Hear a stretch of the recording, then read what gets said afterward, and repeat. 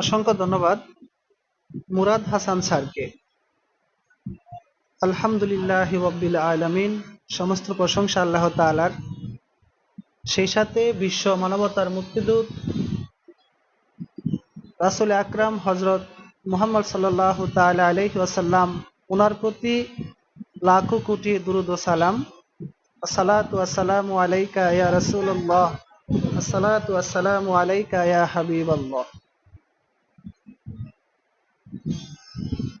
আলহামদুলিল্লাহ, আসলে আমাদের এই গ্রুপে প্রতিনিয়ত এক দুজন করে নতুন আসতেছেন। এই ক্লাসগুলো, আমার ক্লাসগুলো এখানে নতুন এবং পুরাতন হওয়ায় আমার আলোচনাটা মধ্যম লেভেলের হবে। প্রায় সময় আমি প্রাথমিক আলোচনা করে থাকি। সেটা কিসের জন্য? যাতে করে আমাদের হোমিওপ্যাথিক যে মূল বিশেষত্বটা, এই মূল বিশেষত্বটা যাতে করে আমরা জানতে পারি। তো আমি প্রায় সময়ে বলে থাকি আপনাদের, আমরা যদি সঠিক হোমিওপ্যাথিক ঔষধ দিয়ে থাকি, এর পরেও কিন্তু সফলতা আমাদের পড়াশোনা শুধু সার্টিফিকেট হওয়ার জন্য না, এটা এমন একটা শিক্ষা আমরা গ্রহণ করছি যে শিক্ষায় মানুষ উপকৃত হবে, অসুস্থ রোগী সুস্থ হবে। এটাকে অবশ্যই আমার মূল বিশেষত্বগুলো বুঝে বুঝে আমাদের পড়াশোনা করতে হবে। যেমন ধরুন, আমি একটা সঠিক মেডিসিন প্রয়োগ করলাম, এর পরেও যদি রোগী সুস্থ না হয়, তাহলে আমরা কি বলবো? আমরা বলবো হোমিওপ্যাথিক ঔষধে হয়তোবা কাজ করে না। সবাই বলবে না, কিন্তু কিছু কিছু মানুষ কিংবা কিছু কিছু কম পরিশ্রম করা ডাক্তার অথবা কম পরিশ্রম করা হোমিওপ্যাথিক স্টুডেন্ট, তারা হয়তো বলবে যে সঠিক ওষুধ দেওয়ার পরেও কাজ করে না, যেহেতু লক্ষণ আমি পেয়েছি, এর পরেও কাজ করে না, সুতরাং হোমিওপ্যাথিক ওষুধ মনে হয় কাজ করে না। এটা যদি আমরা মনে করি, তাহলে এটা সম্পূর্ণ ভুল চিন্তা ভাবনা হবে। দেখুন, আমি আপনাদের ইন্সপায়ার বাড়ার জন্য, আপনাদের উদ্দীপনা বাড়ার জন্য আমি বলে থাকি, আমার লাইফ স্টোরিটাই বলে থাকি। এখন থেকে 2 বছর আগে আমি মনে করতাম হোমিওপ্যাথিক হোমিওপ্যাথির সাথে অন্য একটা কিছু করতে হবে, চাকরি করতে হবে, অথবা অন্য একটা কিছু ব্যবসা করতে হবে, সাথে সাথে হোমিওপ্যাথি করতে হবে। কিন্তু বিশ্বাস করেন, এই মুহূর্তে এখন আমি কোনো পেশায় গ্রহণ করি নাই একমাত্র হোমিওপ্যাথি ছাড়া। আমি স্টুডেন্ট হিসাবে কি নর্মাল ছিলাম? আমি অহংকার করি না। অহংকার পতনের মূল। আমি আপনার এ প্লাস প্রাপ্ত স্টুডেন্ট, আমি ভালো ফলাফল করেছি, আমার একাডেমিক ইয়ারগুলোতে ভালো ফলাফল আছে। ভালো ফলাফল থাকার পরেও যদি আমি চাকরির প্রিপারেশন না নেই, তাহলে এটার প্রতি আমার ভালোবাসা তৈরি হয়ে গেছে। আর এটা কেন হলো? যে আলহামদুলিল্লাহ মানুষের মাঝে সেবা দিতে পারছি এবং অনেক রোগী সুস্থতার দিকে চলে আসছে। এবং সেটা কেন আসছে? শুধু কি মেডিকা পড়ার কারণে? আমি আপনাদের বোঝার সুবিধাতে বলছি, এখানে নতুন অনেকে আসছেন, নতুন অনেকেই আছেন। এই কথাগুলো যদি আপনারা গ্রহণ না করেন, তাহলে হোমিওপ্যাথি করে ভালো অবস্থান করতে পারবেন না।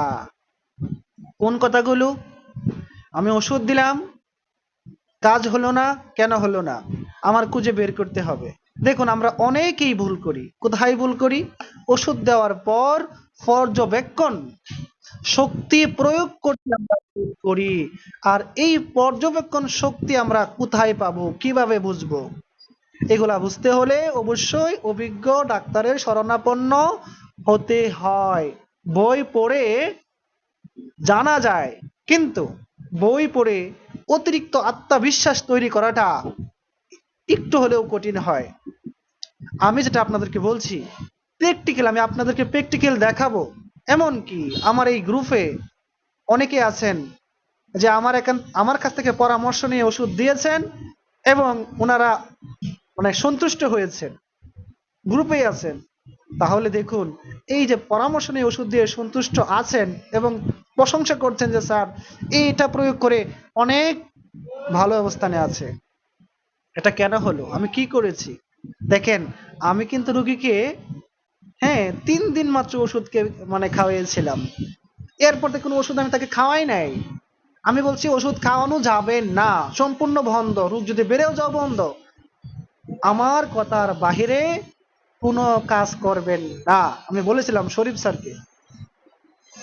তো সেও বলতেছে স্যার এগুলো তো অন্য কোথাও পাই নাই। আমি বলছি আপনি প্রয়োগ করুন। আমি বলছি আপনার পেশেন্টের ওষুধ দেওয়ার পর তাকে কি করেন, পাইটাম দেন, যেটা মূলত ওষুধ না, ওষুধ বিহীন একটা প্রসেস। এই প্রসেসে তাকে খাওয়ানো হচ্ছে কেন, যাতে করে রুগীটা মনে করে ওষুধ খাচ্ছে, মূলত কিন্তু ওষুধ খাচ্ছে না। এখন আমি যদি ভুল করে বলতাম না আপনি কি করেন ওষুধটা আবার খাওয়ান, প্রসঙ্গত বলি রোগটা বেড়ে গিয়েছিল এবং বেড়ে যাওয়ার পর আমি তাকে ঔষধ পরিবর্তন করি নাই কিংবা ওষুধের পাওয়ার পরিবর্তন করি নাই, আমি ওষুধ বন্ধ করে দিয়েছি। এখন দেখুন, আমরা অনেকেই মনে করতে পারতাম যেহেতু রোগটা বেড়ে গেছে তাহলে ওষুধ একটু ঘন ঘন খাওয়াই অথবা পাওয়ারটা বাড়াই, কিন্তু আমি করি নাই। কেন করি নাই? আমি জানি এখানেই হলো আমাদের বিশেষত্ব। যদি আমরা এই বিশেষত্ব বুঝতে না পারি তাহলে হোমিওপ্যাথি করে আপনার কাছ থেকে রোগী আসবে এবং সেই রোগী আর সহজে ফিরে আসবে না। কেন? যে ডাক্তার সাহেবের ওষুধ খেলাম আর বাড়তেই থাকলো, রোগ বাড়তেই থাকলো। তাহলে আমার কথা হলো মূল মানে মূল কথা হলো এটাই যে আমরা শিখবো, পড়বো, রোগী ভালো হবে না এমন পড়া আমরা পড়বো না। এখন বলতে পারেন স্যার সব রোগী কি ভালো হবে? আমি অনেক ক্লাসে আপনাদেরকে বলেছি যে আপনাদের যে জায়গায় ধরুন আপনাদের 60% রোগী ভালো হয়, 10 জন থেকে 6 জন ভালো হয়, আপনি যদি গভীর গবেষণা করুন, পড়াশোনা করতে থাকেন এবং জানতে থাকেন এবং হোমিওপ্যাথিক যে একটা বিশেষত সেটা জানতে পারেন, তাহলে কিন্তু সেটা আপনার পার্সেন্টেজ চলে যাবে কোথায়, 70 থেকে 80%, এমনকি 90% চলে যাবে আপনার আমার চেম্বারগুলোতে রোগী সুস্থ হওয়ার হার। তাহলে এত বড় একটা সুবিধা আমরা পাবো যেখানে 90% পর্যন্ত রোগী ভালো হবে। যদি 90% পর্যন্ত রোগী ভালো হয় তাহলে আমরা কেন পড়বো না, কেন জানবো না? একদিকে আমাদের পরীক্ষা ভালো হবে, অন্যদিকে আমাদের হাতে রোগীগুলো ভালো হবে। এখন দ্বিতীয় শর্ত হলো যে আমাদের সঠিক মেডিসিনটা আমরা প্রয়োগ করব কিভাবে। আমাদের প্রথম কাজ হলো সঠিক মেডিসিন সিলেকশন করা। এরপরে আমাদের কাজ হলো আমাদের পর্যবেক্ষণ শক্তি কাজে লাগানো। এবং আমরা যারা মানসিকভাবে দুর্বল হয়ে যাব যে হোমিওপ্যাথি কঠিন মনে হয়, এত কঠিন মনে হয় কেমনে করব, তাহলে হবে না। দেখুন, আমার কাছে কিন্তু একটা সময় কঠিন মনে হইতো, কিন্তু আলহামদুলিল্লাহ এখন কঠিন মনে হয় না। কেন? কারণ আমি দেখেছি, পার্থক্য করতে পেরেছি। আমি আপনাদেরকে সব সময় বলি, আপনারা যদি ঔষধের সাথে আরেকটি ওষুধের পার্থক্য খুঁজে বের করতে না পারেন তাহলে হোমিওপ্যাথি করে খুব বেশি আগাতে পারবেন না। তাহলে আমাদের প্রয়োজন হোমিওপ্যাথিক ওষুধগুলো কি করা, পার্থক্য খুঁজে খুঁজে বের করা, যে ওই মেডিসিনের সাথে ওই মেডিসিনের পার্থক্য কোথায়। আমরা জানি হোমিওপ্যাথিক ঔষধগুলো রোগের জন্য না, কিসের জন্য? রোগীর জন্য। রোগীর সার্বিক বৈশিষ্ট্যের সাথে মিলিয়ে যদি আমরা ঔষধ প্রয়োগ করতে পারি তাহলে রোগী সুস্থতার দিকে ফিরে আসবে। এখন দেখুন, আপনি একটা সঠিক মেডিসিন প্রয়োগ করলেন, কিছুটা ভালো হলো, রোগী আরামে ছিল, কিন্তু 1-2 মাস পর আবার সেই রোগগুলো রোগীর মাঝে দেখা দিচ্ছে অথবা পুরোপুরি ভালো হচ্ছে না। সেই ক্ষেত্রে আমাদের কি করতে হবে? সেক্ষেত্রে আমাদের তার মায়াজম ভিত্তিক একটা ডোজ দিতে হবে। অথবা কেন রোগ ভালো হচ্ছে না, বাধাটা কোথায়, কোথা থেকে বাধা আসছে, রোগীটা পুরোপুরি ভালো হচ্ছে না, সেই বাধাটা খুঁজে বের করতে হবে। এখন এখানে কোন কোন ধরনের বাধা আছে সেই বাধাগুলো আমাদের খুঁজে বের করতে হবে। তাহলে এগুলা যদি আমরা লেগে থাকি, পড়াশোনা করতে থাকি, স্টাডি করতে থাকি, একটা সময় দেখবেন এই বাধাগুলো আমরা ধরতে সক্ষম হয়েছি। আমার কাছে আমি যদি আমার অভিজ্ঞতার কথা আমি আপনাদেরকে বলি, দেখুন আমার কাছে একটা পেশেন্ট আসছিল, আমি কয়েকদিন আগে একটা ভিডিও দিয়েছিলাম। ওই রুগীকে, রুগীর সিমটম ছিল আর্সেনিকের, তাকে আমি আর্সেনিক দিয়েছি, রুগী অনেকটা ভালো হয়েছিল। এরপরে শেষের দিকে আর ভালো কাজ করে না। তখন আমি কি করব, হতাশ হয়ে গেলাম যে এত ভালো কাজ করলো মেডিসিনটা, এখন পাওয়ার বাড়াচ্ছি এরপরেও কাজ করে না।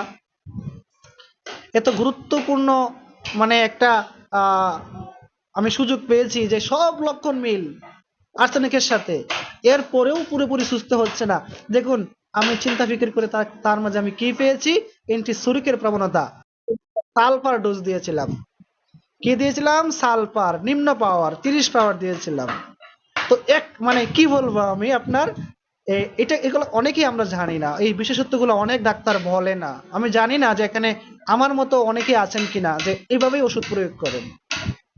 আমি অত্যন্ত সতর্কতার সাথে সম্পূর্ণ সবটাই পানি, সবটাই ওয়াটার, সবটা ওয়াটারের সাথে আমি শুধুমাত্র 1 ফোঁটা মেডিসিন দিয়েছিলাম হাফ আউন্স পাইলে, এবং আমি বলেছিলাম এই হাফ আউন্স পাইলটা আপনি 3 দিনে খেয়ে শেষ করবেন। এরপরে কোনো ওষুধ আমি তাকে দেই নাই। তাহলে কি হলো, 1 ফোঁটা মেডিসিন 3 দিনে সে খেলো, 2বার করে খেয়ে শেষ করলো। তাহলে 3 দিন খাওয়ার পর আমি তাকে ফাইটম দিলাম, বহুদিনের 30 দিনের ফাইটম, এর ভিতরে কোনো ওষুধ তাকে দিব না, আমি তাকে আমি ওষুধ দেই নাই। এবং এই 3 দিন ওষুধ খাওয়ার পর প্রায় 3 মাস পর ঢুকে এসে বলে আপনার সর্বশেষ যে ওষুধটা দিয়েছিলেন সেই ওষুধ দেওয়ার পর আমার আর কোনো সমস্যা হয় নাই, কোনো মানে রোগ আমার শরীরে আসে নাই। আমি চিন্তা করলাম কি হলো এটা, আমি বললাম দেখেছো এটাই হলো হোমিওপ্যাথির বিশেষত্ব। মনে মনে ভাবতেছি কত সুন্দর হোমিওপ্যাথি। আমরা ভুল করি, আমি যদি ভুল করি, ওনাকে সালফার 30 দিয়েছিলাম, কন্টিনিউ খাওয়াই যেতাম 1 মাস, যেটা আমরা ভুল করি। এরপর 1 মাস পর তাকে 200 পাওয়ার খাওয়াইতাম, এটা আমরা করি, অনেকেই করি। কিন্তু আমি এটা করি নাই। কেন করি নাই? আমি শিক্ষাটা পেলাম কোথায়? এটা আমি গবেষণা করেছি, রিসার্চ করেছি, ভালো ভালো ডাক্তারের পিছনে সময় দিয়েছি, ওনাদের সাথে কথা বলেছি, দেখেছি যে বিশেষত্ব কোথায় আমার বুঝতে হবে হোমিওপ্যাথি। যদি আমরা হোমিওপ্যাথি বুঝতে পারি তাহলে রোগী সুস্থ হবে। এখন আমি যদি করতাম এটা, 1 মাস 30 খাবে, পরের মাস 200 খাবে, এরপর 1M খাবে, এগুলাকে রোগী ভালো হতো না, বরঞ্চ বেড়ে যেত। কি হতো, এই 30 পাওয়ারের ডোজটা যখন তার মাঝে পড়লো, এটা তখন ক্রিয়া শুরু করলো, এরপর আমি যদি বারবার ওষুধ খাওয়াইতাম তাহলে তার ক্রিয়ার মধ্যে ব্যাঘাত ঘটতো। দেখুন আমি আপনাদের ক্লাস নিচ্ছি, এখন আমাকে যদি ক্লাসটা ভালো হওয়ার জন্য আপনাদের এখান থেকে কেউ যদি বলেন স্যার আরো ভালো করে ক্লাস নেন, আমার কাছে ভালো লাগবে? নো। আরেকজন বললেন স্যার আরো ভালো করে ক্লাস নেন, আরো ভালো করে বুঝিয়ে বলুন, আমরা বুঝতে পারতেছি না, আরো ভালো করে বলুন। এই যে ভালো করে বলুন ভালো কথা, কিন্তু এই ভালো কথা আমার কাছে ভালো লাগে না। কেন? আমার ক্লাসের মনোযোগ নষ্ট হবে। আমি যে চিন্তাধারা আলোচনা শুরু করতেছিলাম সেই আলোচনা থেকে আমি কি করব, কেটে পড়বো, ছুটে যাব, মানে আমার মানসিকতাটা আপনার এই রাস্তা থেকে সরে যাবে। কেন সরে যাবে? আপনাদের এই কথা বলার কারণে, যে আমার ক্লাসটা ভালো হচ্ছে না, ওনাদের কাছে ভালো লাগে নাই, আরো ভালো কেমনে করতে পারি, এই যে আরো ভালো কেমনে করতে পারি, এই চিন্তা করেই কিন্তু আমার মূল লাইনটা আমি হারিয়ে ফেললাম। ঠিক ওষুধ প্রয়োগ প্রয়োগ শক্তিটা এমন, আপনি ওষুধ প্রয়োগ করলেন, ওষুধ কাজ করতেছে, আরো ভালো কাজের জন্য আরো ভালো কাজ করবে এই আশায় আপনি যখন পুনরায় ওষুধের ডোজ দিবেন, তখন তার আগের যে কাজ করার যে প্রবাহটা, যে ধারাবাহিকতাটা, এটা নষ্ট হবে হবে হবে। তাহলে এগুলো আমরা কোথায় পাবো? এগুলো বইয়ে আছে কিন্তু আমরা বুঝি না, আমরা উপলব্ধি করতে পারি না। আমি কি এগুলো আসমান থেকে পেয়েছি? আমিও কিন্তু আপনাদের যেমন আমি আপনাদেরকে শিখাচ্ছি, ঠিক এমন ভাবে আমি আরেকজন স্যারের কাছ থেকে শিখেছি, উনি আমাকে শিখিয়েছেন এবং আমি বইগুলো পড়েছি, সেই বইগুলো ঠিক একই অবস্থা আমি দেখেছি যে একটা মেডিসিনের 30 দিন ক্রিয়াকাল থাকে। তা আমাদের আত্মবিশ্বাসের এমনই অভাব, যেটা আমারও ছিল, যে কিভাবে আমি 3 দিন ওষুধ খাওয়াই 1 মাস 2 মাস বসে থাকবো। আপনি যত বেশি বসে থাকতে পারবেন, যত বেশি আপনি পর্যবেক্ষণ করতে পারবেন, তত বেশি আপনার আমার রোগীগুলো ভালো হবে। তাহলে আমাদের এই বিষয়টা, এখানে অনেক আলোচনা আছে, আমি আপনাদেরকে পুরোপুরি হয়তো বলতে পারবো না, যেহেতু আমাদের মেডিসিন ভিত্তিক আজকের ক্লাস। তাহলে অবশ্যই আমাদের কি প্রয়োজন? ম্যানেজমেন্টের প্রয়োজন, জানার প্রয়োজন, বুঝার প্রয়োজন। আমাদের অবশ্যই এগুলা বুঝে বুঝে সামনের দিকে আগাতে হবে। এটা আলহামদুলিল্লাহ শরীফ স্যার অনেকটাই সেটা বুঝে গেছেন, এবং তিনি নিজেই বলেছেন যে স্যার এই বিষয়গুলো অন্য জায়গায় সাধারণত ডাক্তাররা বলে না, যে জায়গাগুলোতে আমরা ভুল করি। তো আমি চাই আমাদের গ্রুপে যারা আছেন তারা ভালো ডাক্তার হবেন এবং মেডিসিনের পার্থক্যগুলো আপনারা সহজে বুঝতে পারবেন, আপনাদের ব্রেনগুলো ধরবে। এক একজন মানুষ এক এক রকম হয়, আর ঠিক আমাদের মেডিসিন গুলো কিন্তু এক একটা এক এক রকম। যদিও আমাদের এক একজন মানুষ এক এক রকম হয়, এরপরেও কিন্তু পার্থক্য পাওয়া যায়। কারো কণ্ঠস্বরে পার্থক্য, কারো রাগের ক্ষেত্রে পার্থক্য, কারো শীতের দিকে পার্থক্য, কারো শীত বেশি লাগে, কারো আবার বলে যে না আমার গরমে অসহ্য। এই যে দেখেন মানুষের মাঝে পার্থক্য পাওয়া যায়। মানুষের ভালোবাসা দেওয়ার ক্ষেত্রে পার্থক্য, মানুষের ভালোবাসা নেওয়ার ক্ষেত্রে পার্থক্য, সহানুভূতির ক্ষেত্রে পার্থক্য, দানশীলতার ক্ষেত্রে পার্থক্য। যদি এত পার্থক্য হয় তাহলে মেডিসিনের পার্থক্য হবেই না। মেডিসিন দিব কাকে? আমরা দেই তো মানুষকে। আর মানুষের মাঝে যেহেতু এত ভিন্নতা, তাহলে ওষুধের মাঝেও ভিন্নতা হবে, এটাই স্বাভাবিক। তখন আমাদের আরো বেশি ভালো লাগবে, আরো বেশি হোমিওপ্যাথিক মজা লাগবে।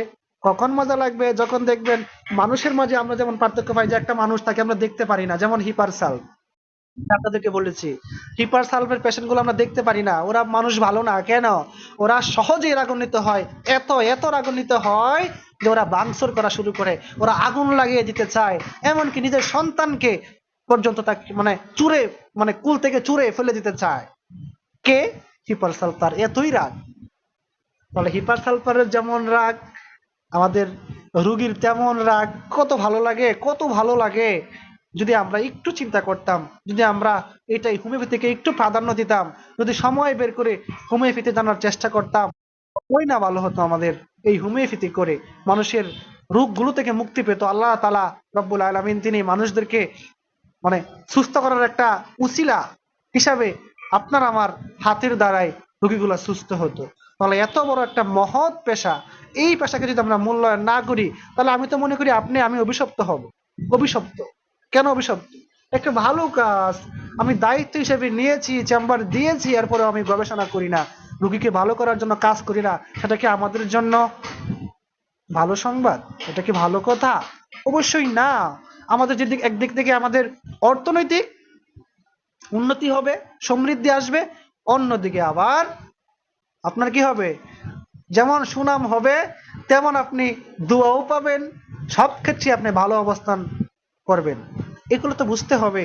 এই জন্য আমরা চাই আমরা হোমিওপ্যাথিক বিশেষত্বগুলো, হোমিওপ্যাথিক আপনার ওই যেগুলো আপনার ম্যানেজমেন্ট গুলো অবশ্যই ভালোভাবে আমরা বুঝবো। এখন দেখেন আমি আপনাদেরকে বলেছিলাম প্যাথোলজি, আমরা অনেকেই প্যাথোলজি বুঝি না, আমিও বুঝি না, কিন্তু আমার মনে কোনো ভয় নাই। আমি বাংলা ভাষায়, আমাদের ভাষায় আমি প্যাথোলজি শিখবো, আমাদের ভাষায় আমি মানুষের অর্গান সম্পর্কে জানবো, সহজ ভাষায়। এটা কঠিন করব কেন? কেন আমি কঠিন করব এটাকে? আমাদের মনের মতো করে আমাদের বাসায় যখন আমরা প্যাথোলজি শিখতে পারবো, বুঝতে পারবো, তখন টেস্ট দিয়ে বুঝতে পারবো যে রোগটা কোথায়, মানে এই রোগের প্রবাহটা কতটুকু। আমরা কিন্তু অনেকেই হোমিওপ্যাথি ডাক্তার, অনেকেই প্যাথোলজিকে প্রাধান্য দেই না, যে লক্ষণ দিয়ে ওষুধ দিব।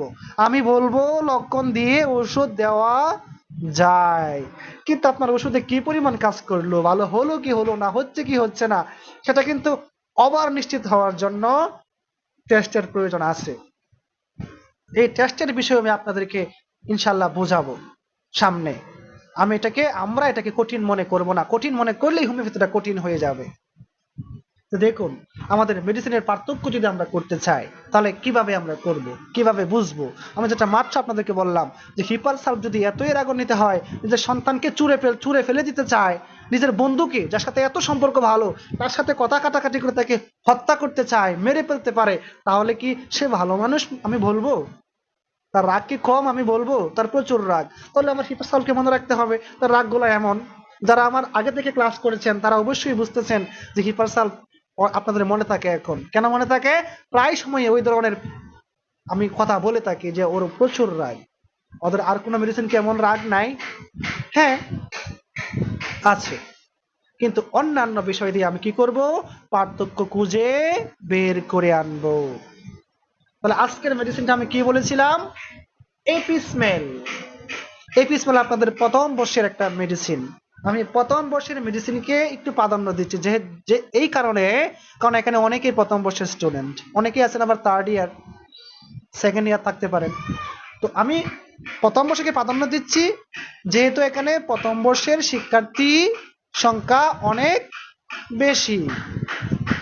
তাহলে দেখুন এপিসমেল, এপিসমেল তার কিভাবে বুঝবো যে আমরা এপিসমেলের রোগী?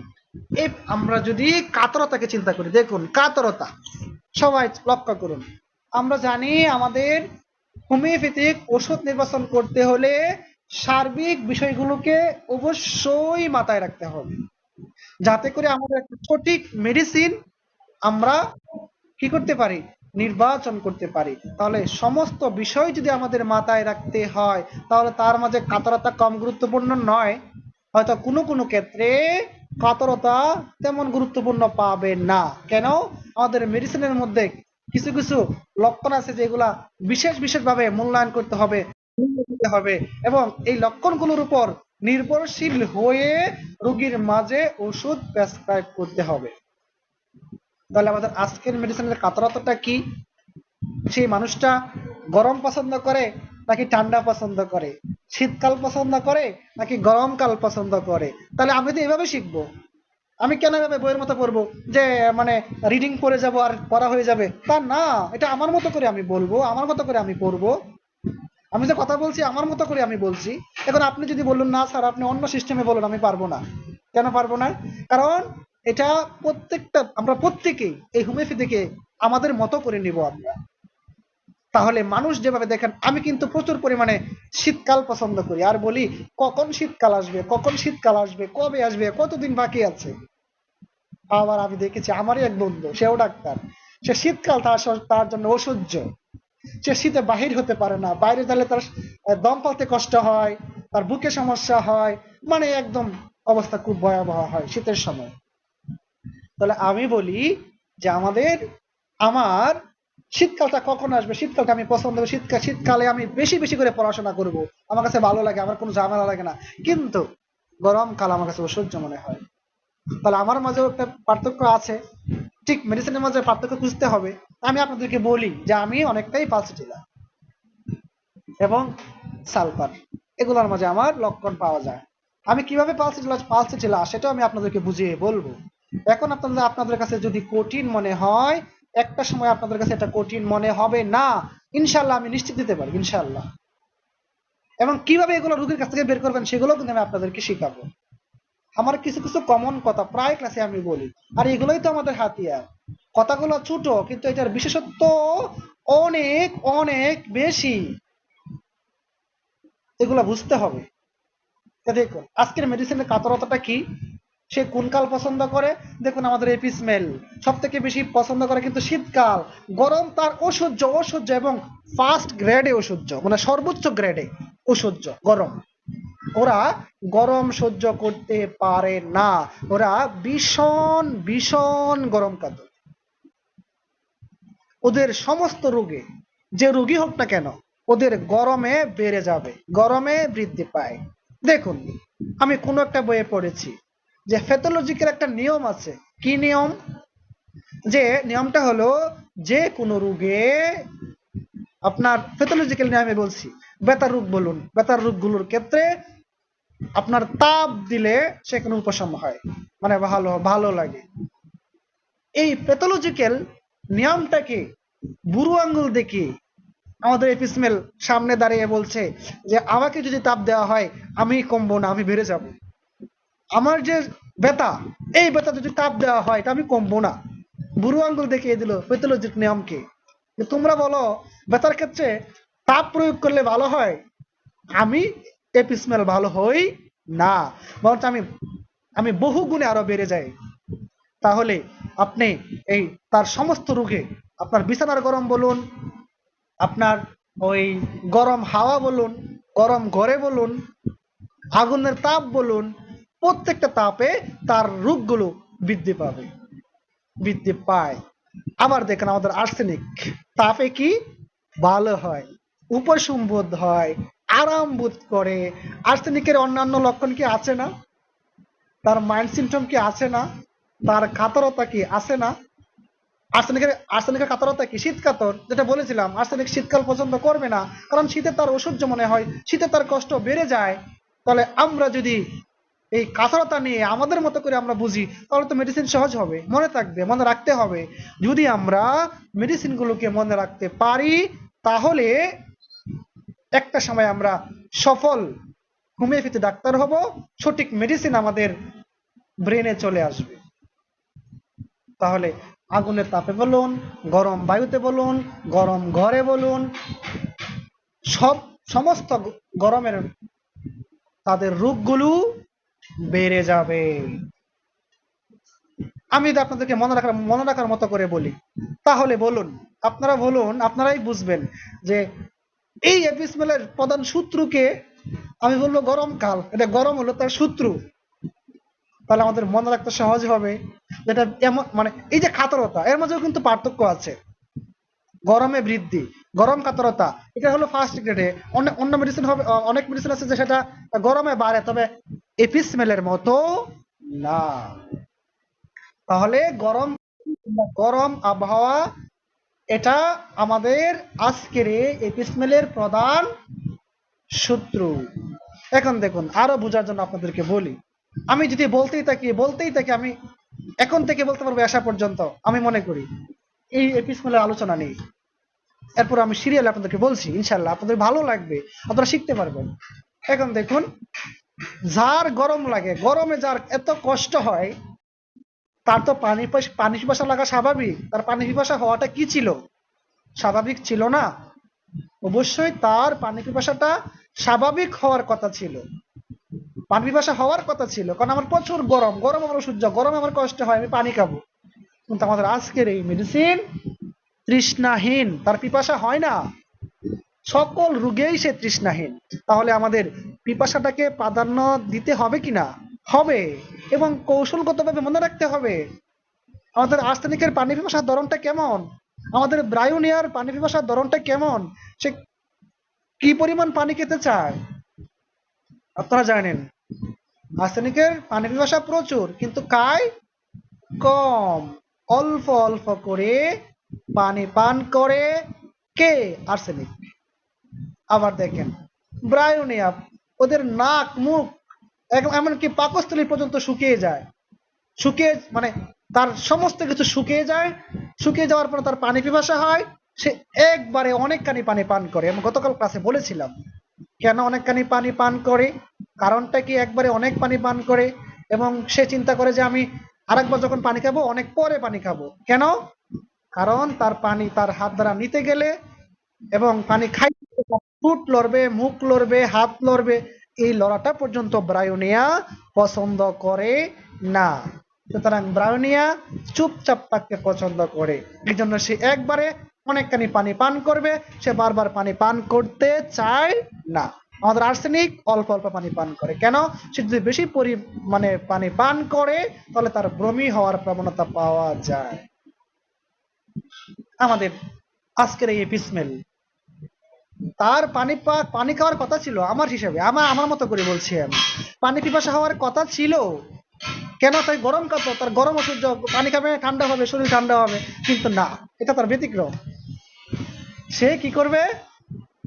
পানি পিপাসা তার হবেই না। তাহলে পানি পিপাসা হয় না কোন কোন মেডিসিনের? তৃষ্ণাহীন কোন কোন মেডিসিনে আছে? শুধু কি আমাদের আজকের এই এপিসমেলে? আরো মেডিসিন আছে, কোথায় আছে? ইপিকাপ আছে, আমাদের পালসেটিলা, পানি পিপাসা হয় না। অ্যাসিড নাইট, ইতুজা, জেলসিয়াম, এগুলো তেমন পানি পিপাসা হয় না। তাহলে আমাদের আজকের এই এপিসমেলের পানি পিপাসা নেই, এবং গরমকাল তার প্রধান শত্রু। এই বিষয়গুলো যদি আমরা পাই, তাহলে আমরা কিছুটা অনুভব করতে পারবো, আমরা অনুমান করতে পারবো যে আমাদের এই এপিসমেল রোগী হতে পারে। এখন দেখুন আমাদের হিপারসালফের রোগ প্রবাহটা কেমন। আমরা জানি রোগের আপনার হ্রাস বৃদ্ধি, কমা বাড়া সময়, এই যে কোন সময়ে বাড়ে কোন সময়ে কমে এবং তার ধরনটা কেমন, এই বিষয়গুলো যদি আমরা চিন্তা করি, তাহলে কিন্তু আমাদের রোগীগুলোকে সুস্থ করা আরো অনেক অনেক সহজ হবে ইনশাআল্লাহ। আল্লাহ তো মানুষকে ব্রেন দিয়েছেন, আল্লাহ তো মানুষকে সুযোগ করে দিয়েছেন, তো তোমরা কি করো? নিজের জ্ঞানকে কাজে লাগাও, নিজের জ্ঞানকে সমৃদ্ধি করো, নিজের জ্ঞানকে বাড়িয়ে তোমরা কি করো? মানে মানুষের সেবায় নিয়োজিত করো। তাহলে আমরা যদি আমাদের জ্ঞানটা মানুষের সেবায় নিয়োজিত করতে পারি, শুকরিয়া মালিকের, শুকরিয়া। যাই হোক, যেটা বলতেছিলাম, তাহলে রূপ প্রবাহটা কেমন হয়? রূপটা কি আস্তে আস্তে আসবে বডিতে, নাকি হঠাৎ করে আসবে? দেখুন, আমাদের বেলেডোনা চিনতে হলে কি করতে হয়? বেলেডোনার একটা প্রধান বৈশিষ্ট্য কি, যে হঠাৎ আসে, হঠাৎ যায়। আমি ভালোই ছিলাম, হঠাৎ রূপটা চলে আসলো, আবার কিছুক্ষণ রূপটাকে বুগায় শুকায়া আবার চলে গেল। তাহলে আমরা যখন জ্বরের রোগীকে পরীক্ষা করি, কিভাবে করি? আচ্ছা, আপনার জ্বরটা যে আসে, এটা কি হঠাৎ করে চলে আসে? জি ডাক্তার সাহেব, হঠাৎ চলে আসে। আচ্ছা, এটা কি ধারাবাহিক ভাবে থাকে নাকি কমে যায়? ডাক্তার সাহেব, হঠাৎ আসে আবার হঠাৎ কমে যায়। তাহলে আমি কি চিন্তা করতে পারি? বেলেডোনা। মানে আমরা জানি বেলেডোনা হঠাৎ আসে, হঠাৎ যায়। এছাড়া অন্যান্য বৈশিষ্ট্য তো আছেই। আমরা জানি বেলেডোনা কি করে। বেলেডোনা তাদের শরীরের তাপমাত্রা কেমন হয়? অনেক বেশি তাপমাত্রা হয়। আমরা জানি তাদের মাথার দিকে তাপমাত্রা বেশি হয়, শরীরের তুলনায় মাথায় তাপমাত্রা বেশি হয়। মাথায় মানে উচ্চ তাপ পাওয়া যায়। তার মাঝে আমরা পাবো হঠাৎ আসে হঠাৎ যায়, তার মাঝে পাবো চেহারা লাল বর্ণ হয়ে গেছে। যদি এই বিষয়গুলো আমরা পাই, তাহলে বেলেডোনা হবে। তারপরে এটা রোগ প্রবাহ না, রোগের ধরনটা কেমন এটা বুঝতে হবে না? তাহলে আমাদের আজকের এপিসমেলের ধরন কেমন সেটাও আমরা জানি। তা আমরা বেলেডোনার মতো আমাদের এপিসমেলের ধরনটাও হবে এমন। কেমন হবে? যে তার রূপটা হঠাৎ খুব তাড়াতাড়ি চলে আসবে, হঠাৎ চলে আসবে। কারণ রূপটা হঠাৎ চলে আসলো। আর আমাদের বেলেডোনা কিন্তু শীতকাতর মেডিসিন। দেখেন এই যে পার্থক্য কেমনে হয়, একদিকে মিললে আর একদিকে মিলে না, দেখছেন? এটাই তো বিশেষত্ব, এটাই তো পার্থক্য। তাহলে আমাদের আজকের এপিসমেল হঠাৎ আসবে কার মতো? বেলেডোনার মতো। হঠাৎ আসবে কার মতো? একুনাইটের মতো। একুনাইটেও তো হঠাৎ আসে, প্যারাম্পসে হঠাৎ আসে। এখন দেখুন, একুনাইটেও হঠাৎ আসে, বেলেডোনায়ও হঠাৎ আসে, আমাদের এপিসমেলে হঠাৎ আসে। তাহলে তো সব এক হয়ে গেল, এখন কঠিন হয়ে গেছে। হোমিওপ্যাথি কঠিন, যদি আমরা কঠিন বলি তাহলে আমরা বুখা। পার্থক্য কি আছে না? আপনি জানেন একুনাইটে, দেখুন একুনাইটের পার্থক্যটা কোথায়? একুনাইট হঠাৎ আসবে, হঠাৎ এসে মানে তার যত রোগের পাওয়ার দেখানো, পাওয়ার দেখিয়ে সে যদি চলে যায় একবার আর ফিরে আসবে না, একুনাইট। কিন্তু বেলেডোনা যদি একবার আসে হঠাৎ চলে গেল, আবার দেখবেন কিছুক্ষণ পর আবার চলে আসছে হঠাৎ করে, আবার হঠাৎ করে চলে গেল, হঠাৎ করে আসলো এলো, বারবার এমনটা হলো, বেলেডোনা হয়ে গেল। তাহলে একুনাইট এবং বেল পার্থক্য হলো না? অবশ্যই পার্থক্য হয়েছে। যদি আমরা এই পার্থক্যগুলো ধরে ধরে বুঝতে পারি, তাহলে আমাদের সফলতা, আমাদের পরিশ্রম ইনশাল্লাহ একটা সময় কি হবে? সার্থক হবে ইনশাল্লাহ। এখন দেখো, এই রোগের আমরা জানি অনেক রোগ চাপ দিলে ভালো লাগে। কোন কোন মেডিসিনের রোগ, যেমন আমরা জানি কোলোসিন্তের ব্যথা কি চাপ দিলে ভালো লাগে। এখন বলতে পারেন স্যার মনে হয় ভালোই জানে। আসলে আমি কিন্তু খুব জানি না। এই যে বিষয়গুলো আমি মনে পড়তেছে কেন, এগুলো আপনাদেরকে পড়িয়েছি, আমি আপনাদেরকে বলেছি যে কোলোসিন্তের ব্যথা চাপে আরাম লাগে, ব্রায়োনিয়ার ব্যথা টিপলে আরাম লাগে, আমি বলেছিলাম, আমার মনে পড়তেছে।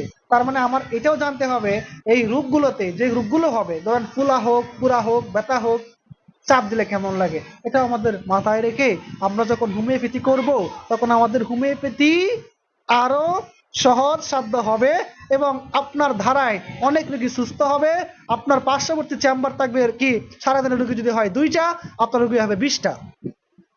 কেন? আপনার রোগের সমস্ত বিষয় চিন্তা ভাবনা করে ওষুধ দিবেন, তখন আপনার রোগীর মানে রোগী ভালো হওয়ার হারটা অনেক বেশি বেড়ে যাবে।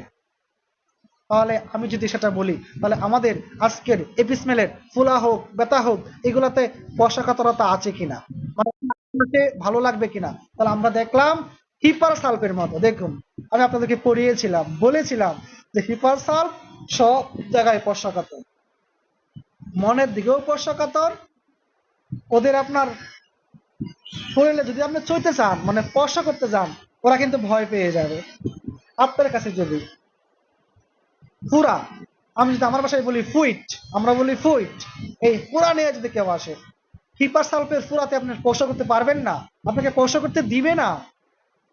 তাদের অনেক বেশি স্পর্শকাতরতা, এবং ওদের মাইন্ডেও কিন্তু প্রচুর স্পর্শকাতরতা। কেন মাইন্ডে প্রচুর স্পর্শকাতরতা? কারণ ওরা কিছু বলতে পারবেন না, কিছু একটা ব্যতিক্রম বলবেন, ও রাগ উঠে যাবে, একেবারে প্রচন্ড রাগ উঠে যাবে, আপনাকে মেরেও ফেলতে পারে সে।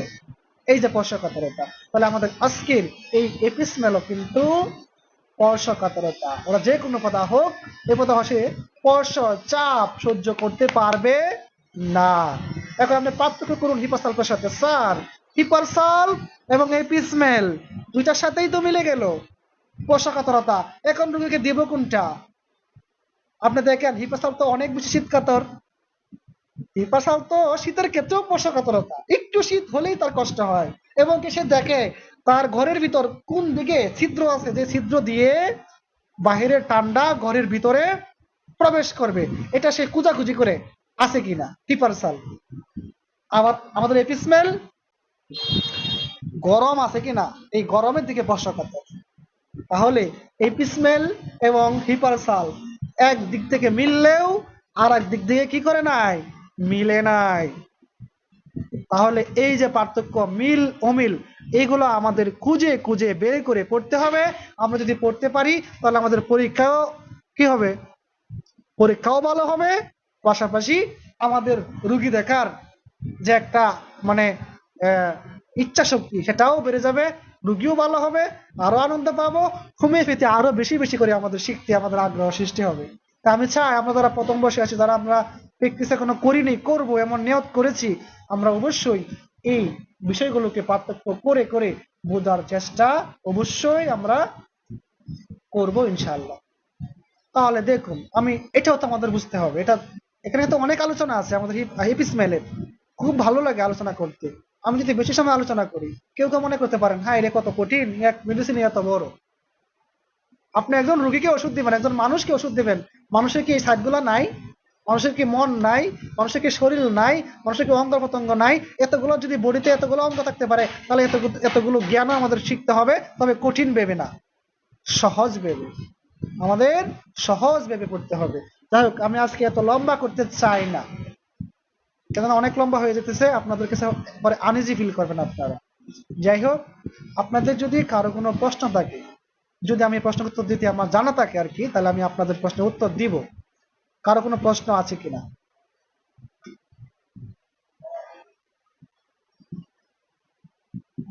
মনে হয় কারো কোনো প্রশ্ন নাই। আপনাদের যদি কোনো মন্তব্য থাকে গ্রুপে করবেন, এবং আপনারা গ্রুপে পজিটিভলি মন্তব্যগুলো করবেন, যাতে করে আমাদের এই প্ল্যাটফর্মে অন্যান্য যারা আছেন তারাও যাতে আসতে পারেন, এবং আমরা একটা সময় সবাই একজন আরেকজনের কি হব, আত্মীয়। আমি জানি, আমি বিশ্বাস করি যে শরীফ স্যার আছেন, সে আমার এখানে আমার চেম্বারে আসছেন এক সময়, আমি যদি তার চেম্বারে যাই, সে আমাকে ভালোবাসবে, সে আমাকে মহব্বত করবে, আমাকে সম্মান দেওয়ার চেষ্টা করবে, এটাই স্বাভাবিক। তাহলে আমরা সবাই আত্মীয়, মেহমানের মতো হব। এই জন্য আমরা এক প্ল্যাটফর্মে সবাই পড়াশোনা করবো ইনশাল্লাহ। আপনাদের সবাইকে ধন্যবাদ, সবাই ভালো থাকবেন, সুস্থ থাকবেন ইনশাল্লাহ। আসসালামু আলাইকুম রহমতুল্লাহি ওয়া বারাকাতুহু।